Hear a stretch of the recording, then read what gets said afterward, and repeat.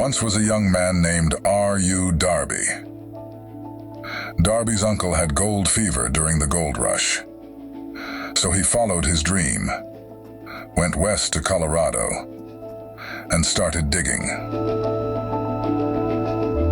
After a lot of hard work, his uncle eventually came across gold ore.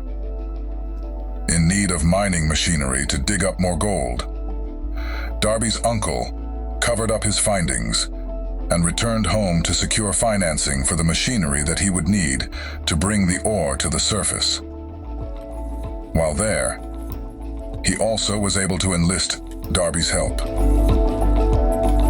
Once financing was secured, Darby and his uncle returned to Colorado to work the mine and make their fortune.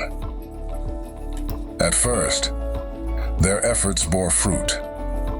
The first traces of gold they unearthed were sent to a smelter, and the returns hinted at the possibility of owning one of Colorado's most prosperous mines. A few more discoveries like the first could wipe out all their debts and pave the way to a life of wealth. Needless to say, they were hopeful as they continued to drill. Things were great, and they had enough to clear their debt before long. They were excited, and their future was looking bright. Then the unbelievable happened.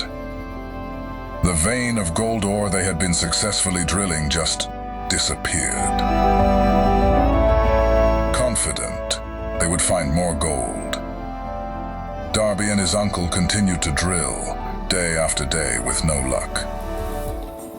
They kept on digging but found nothing. It was as if the ore had disappeared.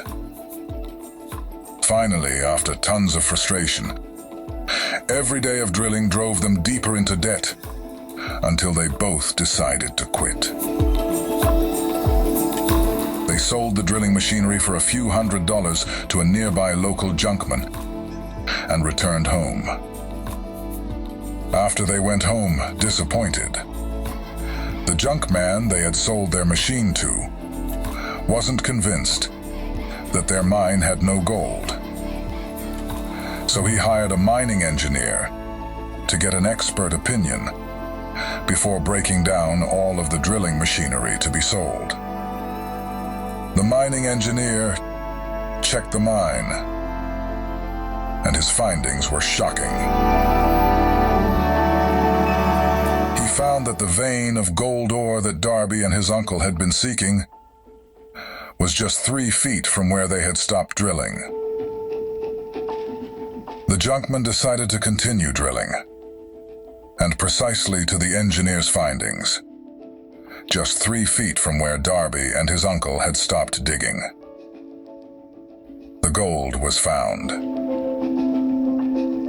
The junkman took millions of dollars in gold from Darby's former mine because he was smart enough to know what he didn't know, and sought expert counsel.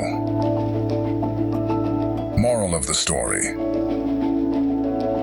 before success comes into anyone's life, that individual will surely meet with temporary defeat and perhaps some failure. When defeat overtakes a person, the most straightforward and most logical thing to do is to quit. That is precisely what the majority of people do. Failure is a trickster with a keen sense of irony and cunning. It takes great delight in tripping one when success is almost within reach. Nothing in this world can take the place of persistence.